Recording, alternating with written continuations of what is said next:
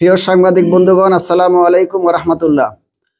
আজকে আমাদের ডাকে সাড়া দিয়ে আপনারা এখানে একত্রিত হয়েছেন, এজন্য মজুপুর উন্নয়ন পরিষদ, তাহেরা বেগম বালিকা উচ্চ বিদ্যালয়ের অভিভাবক, শুভাকাঙ্ক্ষী ও গোটা গ্রামবাসীর পক্ষ থেকে আপনাদেরকে আন্তরিক অভিনন্দন ও মোবারকবাদ জানাচ্ছি।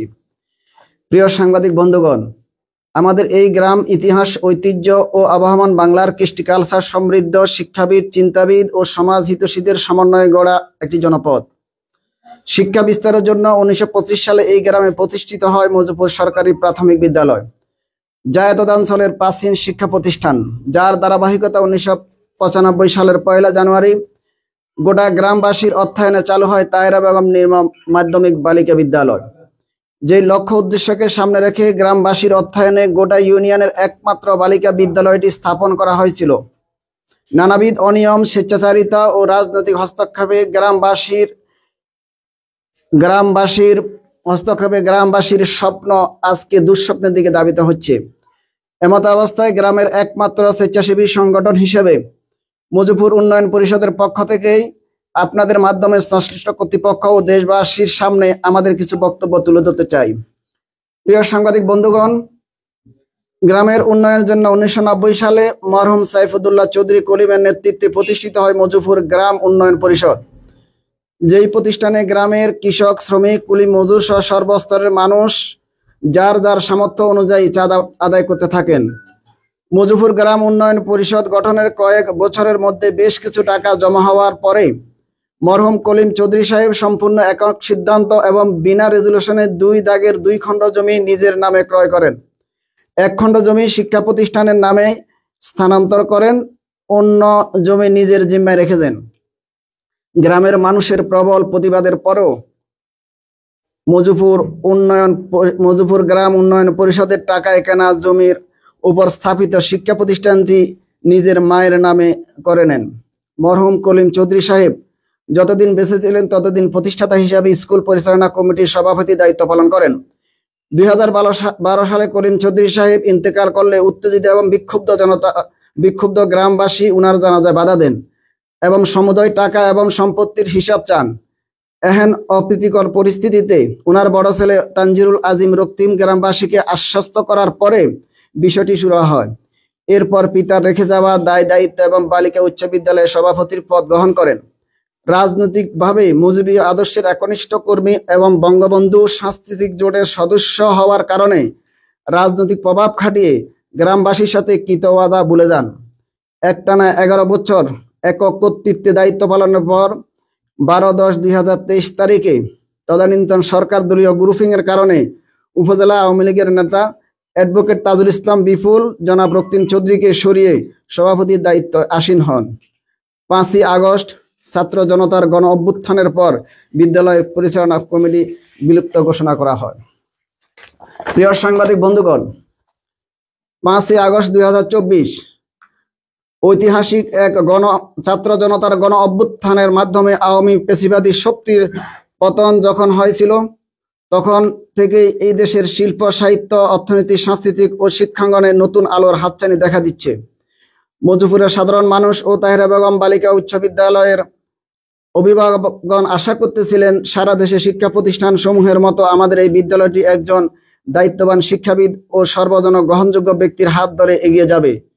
কিন্তু বিগত 14/1/2025 তারিখে মাধ্যমিক উচ্চ শিক্ষা বোর্ড কুমিল্লা কর্তৃক প্রকাশিত গেজেটে বিগত দিনের বিতর্কিত জনগণের সম্পদ লুণ্ঠনকারী ও স্বৈরাচারের দোসর তানজিরুল আজিম রক্তিম চৌধুরীকে নাম ঘোষণা দেখেই আমরা সংক্ষুব্ধ, হতাশ ও লজ্জিত। প্রিয় সাংবাদিক বন্ধুগণ, বিরাজমান পরিস্থিতিকে সামনে রেখে শিক্ষার গুণগত মান উন্নয়ন ও আলোকিত নারী সমাজ গঠনের প্রত্যয়ে এবং বিদ্যালয় বৃহত্তর স্বার্থে আমরা 11 দফা দাবি পেশ করছি। দফা নম্বর 1, গ্রামবাসীর উন্নয়নের জন্য 1990 সালে গঠিত মজুপুর গ্রাম উন্নয়ন পরিষদের সাইফুদ্দৌলা চৌধুরী কলিম সাহেবের মৃত্যুর পূর্বক্ষণ পর্যন্ত যাবতীয় আয় ব্যয়ের হিসাব গ্রামবাসীর সামনে পেশ করে উনার বড় ছেলে তানজিরুল আজিম রক্তিম চৌধুরী নিজের প্রতিশ্রুতি রক্ষা করবেন এবং দায় মুক্তি হবেন। দফা নম্বর 2, গ্রামের সর্বস্তরের মানুষের কাছ থেকে আদায়কৃত টাকায় কেনা জমি শিক্ষা প্রতিষ্ঠান স্থাপন করে তা ব্যক্তিগত নামে সম্পৃক্ত করে গ্রামবাসীর সাথে প্রতারণা করা হয়েছে। এমত অবস্থায় বিদ্যালয়ের নাম পরিবর্তন করে মজুপুর বালিকা উচ্চ বিদ্যালয় করতেই হবে। দফা নম্বর 3, মজুপুর গ্রাম উন্নয়নের নিজস্ব ফান্ড থেকে কেনা জমির মধ্যে বিদ্যালয় ভবনের এলাকার অংশ বাদ দিয়ে বাকি 5 শতক জায়গা ফেরত না দিয়ে নিজের কৃত প্রতিশ্রুতি ভঙ্গ করার দায়ে রক্তিম চৌধুরীকে আইনের আওতায় আনতে হবে। দফা নম্বর 4, শহীদ বুদ্ধিজীবী শহীদুল্লাহ কায়সার, জহির রায়ান, মাওলানা হাবিবুল্লাহ চৌধুরী, মাওলানা আব্দুল মালিক রাহিমাহুল্লাহ সহ অসংখ্য জ্ঞানী গুণী শিক্ষাবিদ, চিন্তাবিদ, বীর মুক্তিযোদ্ধা, আলেম ওলামা, গণ্যমান্য লোকজনের স্মৃতি বিজড়িত শান্তিপ্রিয় মজুপুর গ্রামকে ইতিপূর্বে রাজাকারের আড্ডাখানা ও অশুভ শক্তির কেন্দ্রস্থল বলে কটাক্ষ করে চরম দৃষ্টতা দেখিয়েছিলেন।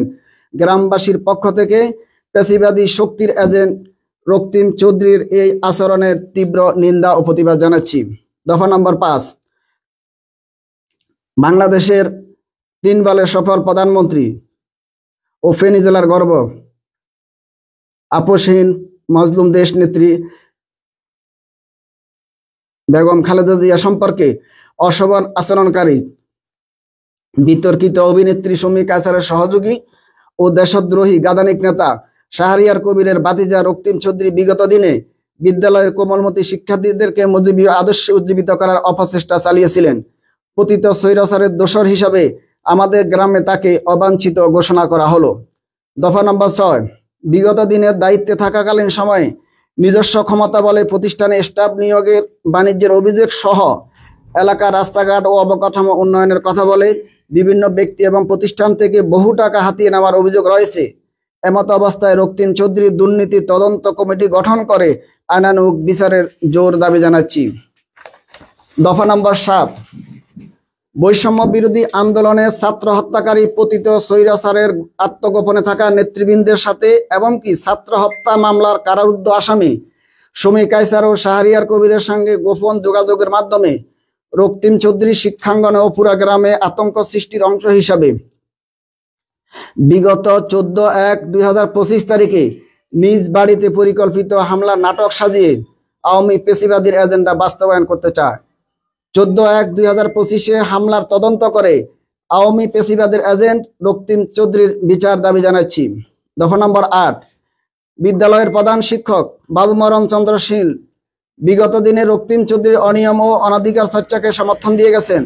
আওয়ামী পেশিবাদের এই দোসরকে পুনরায় পরিচালনা পরিষদে ফিরিয়ে আনতে স্ব-উদ্যোগে বিতর্কিত ভূমিকা পালন করেছেন।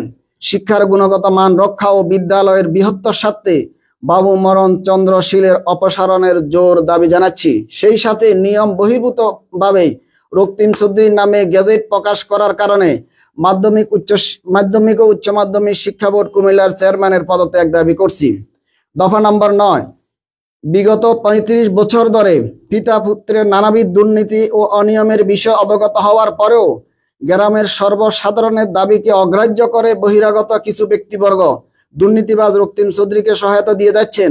গ্রামবাসীর পক্ষ থেকে আমরা স্পষ্ট জানিয়ে দিতে চাই, যারা দুর্নীতিবাজকে সমর্থন ও সহযোগিতা করবে তাদেরকে পিতা পুত্রের 35 বছরের অপকর্মের দায়ভার বহন করতে হবে। দফা নম্বর 10, কবি, সাহিত্যিক, সাংবাদিক, শিক্ষক, জ্ঞানী গুণী, শিক্ষাবিদ, চিন্তাবিদ ও গবেষকদের সমন্বয়ে সমৃদ্ধ আমাদের ঐতিহ্যবাহী মজুপুর গ্রামের সর্বজন গ্রহণযোগ্য একজন শিক্ষাবিদের নেতৃত্বে বিদ্যালয় পরিচালনা কমিটি দ্রুত গঠন করতে হবে। এরই সাথে 14/1/2025 প্রকাশিত গেজেট বাতিল করতেই হবে। দফা নম্বর 11 এবং সর্বশেষ দফা, এতগুলো অপকর্মের পরেও একজন চিহ্নিত বিতর্কিত ব্যক্তি শিক্ষা প্রতিষ্ঠানে গুরুত্বপূর্ণ দায়িত্বে আসীন হওয়ায় গোটা গ্রামবাসী বিস্মিত, সংক্ষুব্ধ ও হতাশার মধ্যে রয়েছে। আগামী 1 মাস অর্থাৎ 20/2/2025 মধ্যেই উপরোক্ত দাবি মেনে নেওয়া না হলে 21 ফেব্রুয়ারি 2025 আন্তর্জাতিক মাতৃভাষা দিবস উপলক্ষে কালো বেশ ধারণ, প্রতিবাদ সভা, শোডাউন সহ বৃহত্তর কর্মসূচির ঘোষণা করা হবে। প্রিয় সাংবাদিক বন্ধুগণ, এতক্ষণ পর্যন্ত মনোযোগ দিয়ে আমাদের বক্তব্য শ্রবণ করার জন্য আপনাদেরকে আবারও আন্তরিক ধন্যবাদ জানাচ্ছি। বিদ্যালয়ের অভিভাবক, শুভাকাঙ্ক্ষী ও গ্রামবাসীদের পক্ষে মাওলানা তাহির আহমদ, আহ্বায়ক মজুপুর উন্নয়ন পরিষদ, নজরুল ইসলাম মেম্বার, সদস্য সচিব, মজুপুর উন্নয়ন পরিষদ। যে কোনো বিষয় যদি জানা থাকে তাহলে ইনশাআল্লাহ আমরা সেটা জানাবো।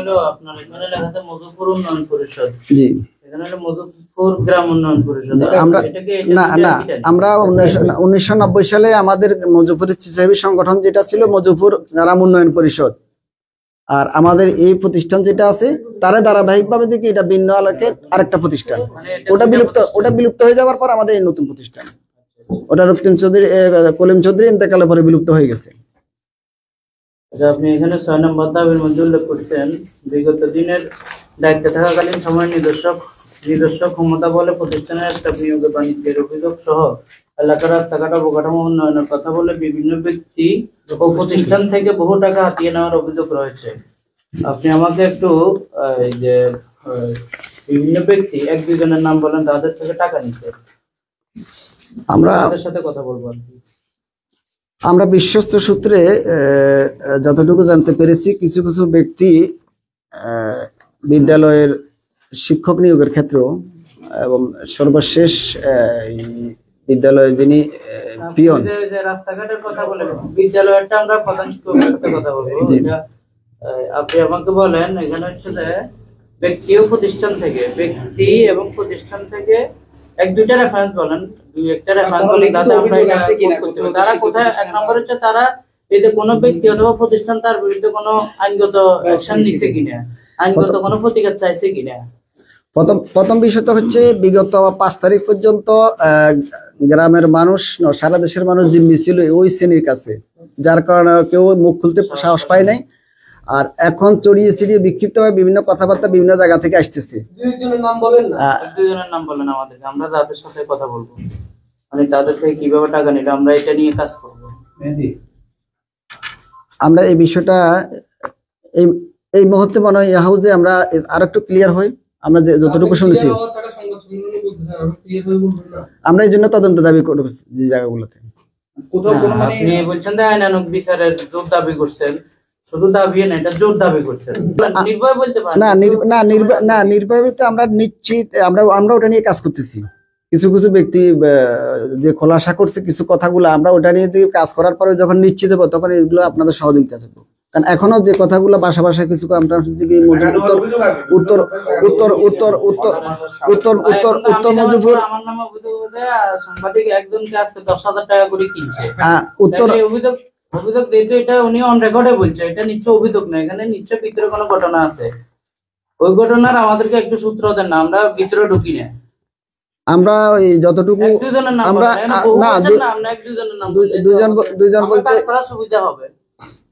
দুজন বলতে এখানে আমাদের স্থানীয় জনপ্রতি যারা রয়েছেন, রানিং তো আমাদের চেয়ারম্যান এবং রানিং মেম্বার ওনারা মাঠে এখনো আছেন, ওনারা এটা নিয়ে কাজ আছে, ওনাদের মাধ্যমে আমরা আপনাদেরকে ইনশাআল্লাহ সহযোগিতা চাইব। আপনাদের মেম্বার কে? আমাদের এই পরিষদের সদস্য সচিব। আচ্ছা, সদস্য সচিব সাহেব একটু সামনে আইয়েন, আপনার একটু আমরা ক্যামেরায়। আরেকটা বিষয় আপনি যে বলছেন যে বোর্ডের চেয়ারম্যানের পদত্যাগ দাবি করেছিলেন। জি আসলে আমরা বোর্ডের চেয়ারম্যানের পদত্যাগ দাবি করছিলাম এ কারণে আমরা যতটুকু যে কি কনফার্ম ছিলাম যে এখানে তিনজন গ্রামের গণ্যমান্য শিক্ষাবিদের নাম জমা দেওয়া হয়েছিল, উপরে পাঠানো হয়েছে। কখন যে এর নামটা ঢুকে গেছে 3 নম্বরে বাবু মরণ চন্দ্র তার সাথে যোগ সাজেশ করছে, আমরা এখান থেকে 3 জনের নাম পাঠাইছি। তার নাম ছিল না, তৃতীয় নামটা বাদ দিয়ে 3 নাম্বার তার নামটা ঢুকানো হয়েছিল। আমরা যতটুকু জানতে পেরেছি যে ডিসি অফিস থেকে প্রথম নামটা সিলেক্ট করা হয়েছে 1 নম্বরটা। তো সেই ক্ষেত্রে ডিসি অফিস থেকে 1 নাম্বার ছিল ডক্টর জসিমউদ্দিন পরাইজি, উনি আমাদের এই গ্রামেরই সন্তান।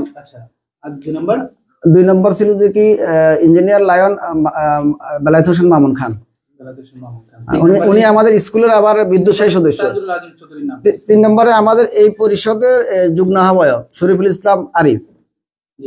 এটা তো পাঠাই প্রধান শিক্ষক ডিসি অফিসের মাধ্যমে। হ্যাঁ, ডিসি অফিসের মাধ্যমে যেখানে সর্বশেষ যে টাইপিং এ যে 3 নম্বরে শরীফুল ইসলাম।